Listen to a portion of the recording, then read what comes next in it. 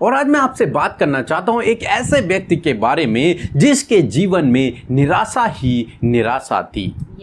वो चारों तरफ से मानो निराशाओं से घिरा हुआ था। और हो सकता है आज आपके जीवन में भी निराशाएं हों, आप भी चारों तरफ से निराश हो रखे हों। आपने भी बहुत कोशिश की परंतु आपको उसका फल नहीं मिला। आपने कोशिशें की परंतु आप असफल होते चले गए, मानो चारों तरफ से रास्ते बंद हो गए हों। आपने योजनाएं तो बनाई परंतु वे योजनाएं पूरी नहीं हुई, जिस कारण से हो सकता है आप अपने जीवन में निराश हो गए हों। अब आप सोचते हो कि कोई भी उम्मीद बाकी नहीं रही, अब मुझे ऐसे ही अपने जीवन को व्यतीत करना पड़ेगा।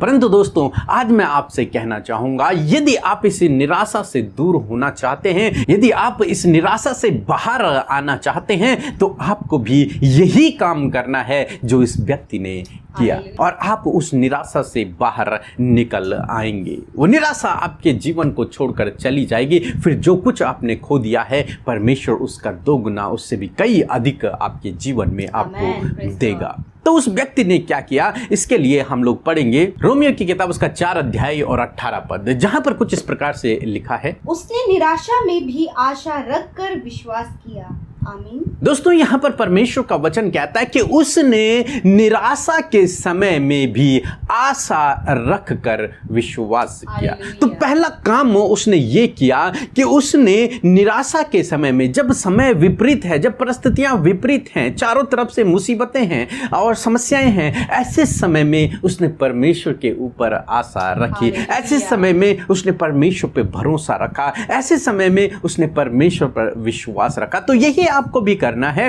कि आपको परमेश्वर पर विश्वास रखना है विपरीत समय में। इस निराशा के समय में जब आपको लग रहा है कोई ईश्वर तो है ही नहीं, कोई मेरी मदद करने वाला नहीं है, कोई परमेश्वर मेरी प्रार्थना को नहीं सुन रहा, तो ऐसे समय में जब आपके मन में ऐसे विचार उठ रहे हों, ऐसे समय में भी आपको परमेश्वर पर विश्वास रखना है। जब आपकी प्रार्थना का उत्तर भी नहीं आ रहा है, ऐसे समय में आपको विश्वास रखना है। ऐसे समय में आपको आशा रखनी है। जब आपको लग रहा है कि अब आशा की कोई उम्मीद नहीं रही, परंतु फिर भी आपको परमेश्वर के ऊपर आशा रखना है। आगे यदि आप पढ़ेंगे 19-20 पद में लिखा है, उसने अपनी परिस्थितियों को देखते हुए भी वो विश्वास में निर्बल नहीं हुआ, वो विश्वास में बलवंत होता रहा। फिर हम देखते हैं कि उसने अपनी परिस्थितियों को नहीं देखा, बल्कि उसने क्या देखा, उसने परमेश्वर के वचन को देखा। उसने परमेश्वर के वचन पर अपने भरोसे को रखा। उसने ये नहीं देखा कि मेरी परिस्थितियां तो सब कुछ विपरीत हैं, ये वचन कैसे मेरे जीवन में पूरा होगा, नहीं, बल्कि उसने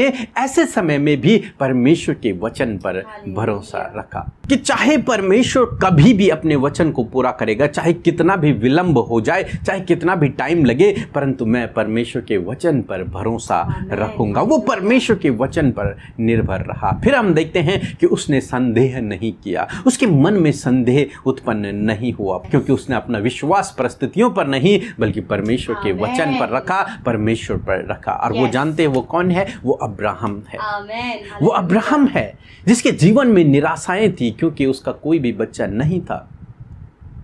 और ऐसे समय में उसने सब कुछ ये जानते हुए कि मैं भी बूढ़ा हूं, मेरी पत्नी भी बूढ़ी है, ऐसे समय में भी उसने परमेश्वर के वचन पर भरोसा रखा और उसके मन में संदेह उत्पन्न नहीं हुआ, और वो परमेश्वर के वचन पर निर्भर रहा। तो यही दोस्तों, आज मैं आपसे भी कहना चाहूंगा कि आपको भी इसी प्रकार से अपने जीवन को व्यतीत करना है। जब आप निराशाओं से होकर गुजर रहे हैं, ऐसे समय में आपको परमेश्वर के वचन पर निर्भर रहना है। अब्राहम की तरह संदेह नहीं करना है, परमेश्वर के वचन पर निर्भर रहना है। विश्वास में निर्बल नहीं होना है, ये विश्वास में आपको बने रहना है और निराशा के समय में आशा रखकर विश्वास करना है। सो प्रभु आपको इस वचन के द्वारा बहुतायत से आशीष दे। आमीन।